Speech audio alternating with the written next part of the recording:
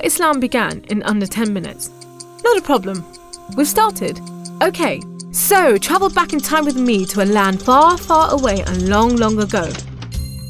Mecca and Arabia, about the year 570. Mecca is important for 2 reasons. 1, the Kaaba is there, an ancient temple built to worship God. And 2, Muhammad, peace be upon him, was born in Mecca. Now, problem. I can't show you Muhammad because it wouldn't be right. I'll tell you why in a bit. But in the meantime, here's his name in Arabic. Nice. Back in the day, Mecca was a lawless place. The only way to be safe was to have backup. Lots of rich big brothers who'd beat up anyone who got in your way. So the place was ruled by the most powerful families who could do pretty much what they wanted. And religion didn't help. By this time, the Kaaba had been filled to overflowing with 360 idols that did nothing to help anyone. So it was a tough place to grow up if, like Muhammad, you were a poor orphan and believed in just one God you couldn't see, like the Jews and the Christians. He called him Allah, the God, in Arabic there. Muhammad's dad died before he was even born, and his mum died when he was just 6. So he was brought up by his grandfather, Abdul Muttalib, and then, when he died too, by his uncle, Abu Talib, who had the respect of the city's ruling families, so Muhammad was safe for the time being. Muhammad started out as a shepherd and then became a businessman, travelling about buying and selling stuff for rich clients. When he did some work for a rich widow called Khadija, she was so impressed by his honesty and skill that they ended up getting married, and for a while, it looked like Muhammad was going places. Well, he was, but not how you think. Every year in the month of Ramadan, different calendar, different names for the months, there was a big party around the Kaaba when people made sacrifices to the idols. Muhammad hated it, so he'd get out of town and sleep in a cave he'd found on top of a nearby mountain. One night, Muhammad's praying to Allah when wham! There's the angel Jibreel, you might say Gabriel, standing right in front of him. Read, says the angel, but Muhammad couldn't read. No schools, you see. Jibreel keeps on at him. 3 times he says, read.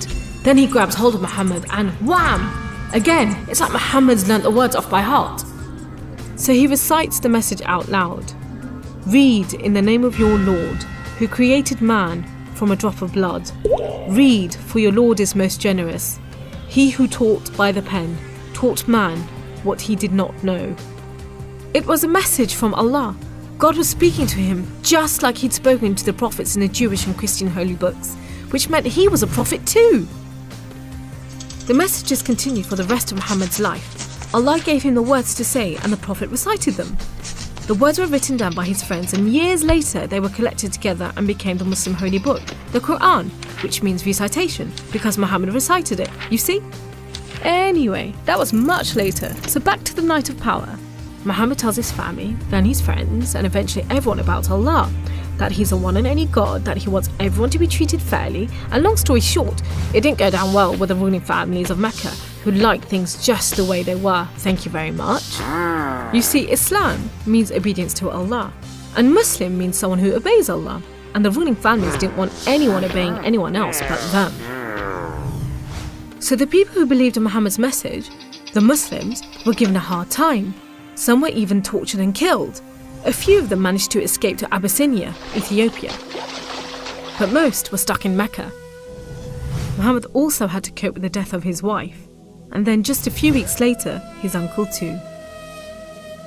Feeling very down, he went to the Kaaba to pray to Allah one night. Then, the weirdest thing happened. Jibreel turns up, sits him on a winged horse called Al-Buraq and flies him all the way from Mecca to Jerusalem.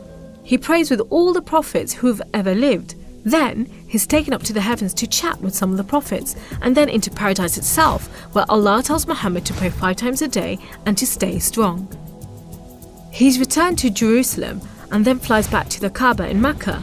We call it the night journey, and Muslims still argue whether it was a real experience or a vision, but whatever, it gave Muhammad a much needed boost, and just as well, because there were more tough times ahead.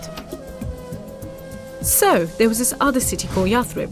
The people there heard about Muhammad and his message and invited him and his followers to join them. A few at a time, the Muslims left Mecca and made a dangerous journey across the desert to Yathrib.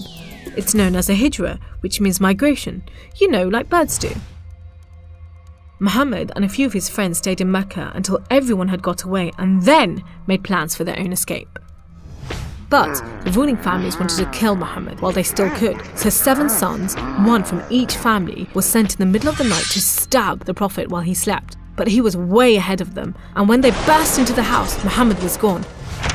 Trackers were sent out to hunt him down. Muhammad and his best friend Abu Bakr took a roundabout route to try and shake off the pursuit, but the trackers were too good and slowly gained on them. So Muhammad and Abu Bakr hid in a cave and prayed that no one found them. The trackers found the cave all right, but they didn't bother going in to search. There was no way Muhammad could be inside, they thought. There was a spider's web over the mouth of the cave and a nesting bird at the entrance. He must have given them the slip. So off they went, leaving Muhammad and Abu Bakr protected by a spider and a bird. Muhammad made it safely to Yathrib, which was renamed Medina al-Nabi, the city of the Prophet, but most people just call it Medina. But Muhammad's worries weren't over yet. There were 3 big battles between the Muslims and the Meccans. First, the Battle of Badr, when Muhammad and just 313 men faced 1,000 Meccan soldiers. Miraculously, the Muslims won. Then there was the Battle of Uhud, which didn't go so well. Some of Muhammad's men disobeyed his orders and ran off during the battle to raid the Meccans' camp, and so the Muslims were outmaneuvered. Then there was the Battle of the Trench. Medina was protected on 3 sides by mountains, so when the Meccan forces advanced in the city, the Muslims just dug a deep trench. The Meccans made camp, but the weather was terrible. Pouring rain put out their fires and howling winds blew down their tents. Eventually they gave up and went back to Mecca. It was all a bit embarrassing. They were losing the respect of the local tribes who were flocking to join the Muslims.